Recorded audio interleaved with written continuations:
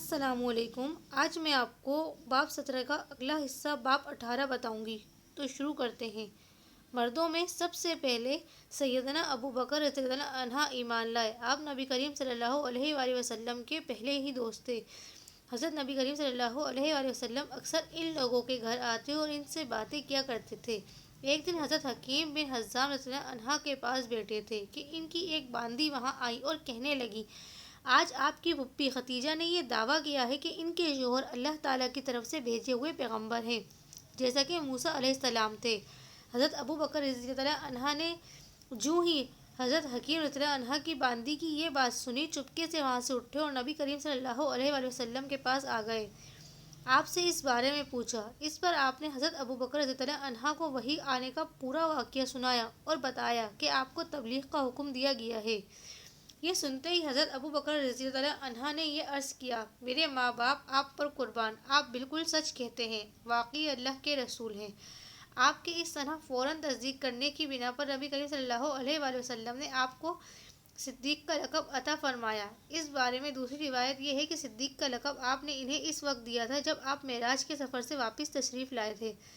مکے کے مشرکین نے آپ کو جھٹلایا تھا۔ اس وقت حضرت ابو بکر صدیق رضی اللہ عنہ نے اس واقعے کو سنتے ہی فوری طور پر آپ کی تصدیق کی تھی اور آپ نے انہیں صدیق کا لقب عطا فرمایا تھا۔ حضرت ابو بکر صدیق رضی اللہ عنہ نے آپ کی نبوت کی تصدیق فوری طور پر کر دی۔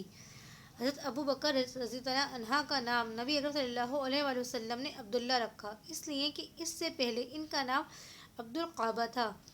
اس لحاظ سے ابو بکر صدیق رضی اللہ عنہ وہ پہلے آدمی تھے جن کا نام نبی کریم صلی اللہ علیہ وآلہ وسلم نے تبدیل کیا۔ حضرت ابو بکر رضی اللہ عنہ بھی بہت خوبصورت تھے۔ اس مناسبت سے آپ صلی اللہ علیہ وآلہ وسلم نے ان کا لقب عتیق رکھا تھا۔ عتیق کا مطلب ہے خوبصورت، اس کا مطلب آزاد بھی ہے۔ یہ لقب دینے کی ایک وجہ یہ بھی بیان کی جاتی ہے کہ ان کی طرف دیکھ کر فرمایا تھا، یہ جہنم کی آگ سے آزاد ہیں۔ غرض اسلام میں یہ پہلا لقب ہے جو کسی کو ملا۔ قریش میں حضرت ابو بکر رضی اللہ عنہ کا مرتبہ بہت بلند تھا۔ آپ بہت خوش اخلاق تھے، قریش کے سرداروں میں سے ایک تھے، شریف، سخی اور دولت مند تھے، روپیہ پیسہ بہت فراخ دلی سے خرچ کرتے تھے۔ ان کی قوم کے لوگ انہیں بہت زیادہ چاہتے تھے، لوگ ان کی مجلس میں بیٹھنا بہت پسند کرتے تھے۔ اپنے زمانے میں حضرت ابو بکر صدیق رضی اللہ عنہ خواب کی تعبیر بتانے میں بہت ماہر اور مشہور تھے۔ چنانچہ علامہ ابن سیرین رحمۃ اللہ علیہ کہتے ہیں، نبی اکرم صلی اللہ علیہ وآلہ وسلم کے بعد حضرت ابو بکر صدیق رضی اللہ عنہ اس امت میں سب سے بہترین تعبیر بتانے والے عالم ہیں۔ علامہ ابن سیرین رحمۃ اللہ خوابوں کی تعبیر بتانے میں بہت ماہر تھے اور اس سلسلے میں ان کی کتابیں موجود ہیں۔ اس کتاب میں خوابوں کی حیرت انگیز تعبیریں درج ہیں۔ ان کی بتائی ہوئی تعبیریں بالکل درست ثابت ہوتی رہیں۔ مطلب یہ ہے کہ اس میدان کے ماہر اس بارے میں حضرت ابو بکر صدیق رضی اللہ عنہ کو نبی کریم صلی اللہ علیہ وآلہ وسلم کے بعد سب سے بہتر تعبیر بتانے والے فرما رہے ہیں۔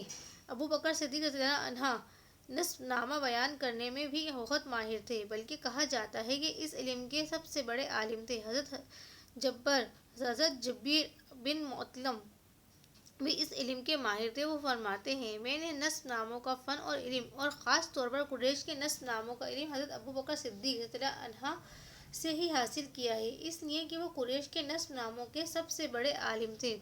قریش کے لوگوں کو کوئی مشکل پیش آتی تو وہ حضرت ابو بکر صدیق رضی اللہ عنہ سے رابطہ کرتے تھے۔ حضرت ابو بکر صدیق رضی اللہ عنہ کے بارے میں نبی اکرم صلی اللہ علیہ وآلہ وسلم فرمایا کرتے تھے، میں نے جسے بھی اسلام کی دعوت دی، اس نے کچھ نہ کچھ سوچ بچار اور کس قدر وقفے کے بعد اسلام قبول کیا، سوائے ابو بکر کے، وہ بغیر ہچکچاہٹ کے فوراً مسلمان ہو گئے۔ ابو بکر سب سے بہتر رائے دینے والے ہیں۔ میرے پاس جبرائیل علیہ السلام آئے اور انہوں نے کہا کہ اللہ تعالیٰ آپ کو حکم دیتا ہے کہ اپنے معاملات میں ابو بکر سے مشورہ کیا کریں۔ نبی کریم صلی اللہ علیہ وآلہ وسلم کے لیے حضرت ابو بکر صلی اللہ عنہ وزیر کے درجے پہ تھے۔ آپ ہر معاملے میں ان سے مشورہ کیا کرتے تھے۔ ایک حدیث میں آتا ہے کہ نبی اکرم صلی اللہ علیہ وآلہ وسلم فرماتے ہیں، اللہ تعالیٰ نے میری مدد کے لیے 4 وزیر مقرر فرمائے ہیں، ان میں سے 2 آسمان والوں میں سے ہیں، یعنی جبرائیل اور میکائیل، اور 2 زمین والوں میں سے، ایک ابو بکر اور دوسرے عمر رضی اللہ عنہ۔ اسلام لانے سے پہلے حضرت ابو بکر صدیق رضی اللہ عنہ نے ایک خواب دیکھا تھا۔ خواب میں آپ نے دیکھا کہ چاند مکہ میں اتر آیا ہے اور اس کا ایک ایک حصہ مکہ کے ہر گھر میں داخل ہو گیا ہے، اور پھر سارے کا سارا ابو بکر رضی اللہ عنہ والوں کی گود میں آ گیا۔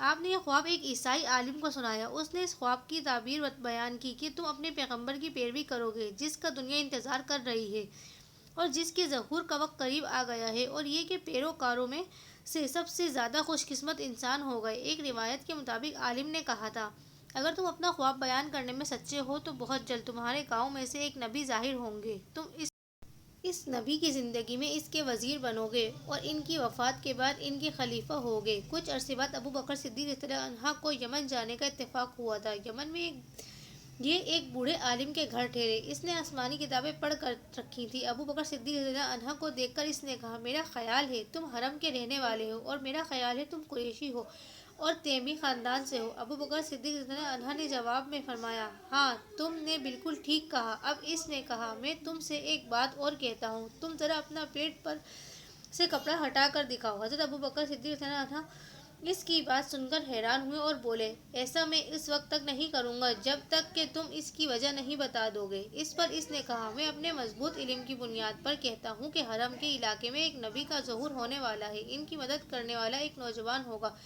اور ایک پختہ عمر والا ہوگا۔ جہاں تک نوجوان کا تعلق ہے وہ مشکلات میں کود جانے والا ہوگا، جہاں تک پختہ عمر کے آدمی کا تعلق ہے وہ سفید رنگ کا کمزور جسم والا ہوگا۔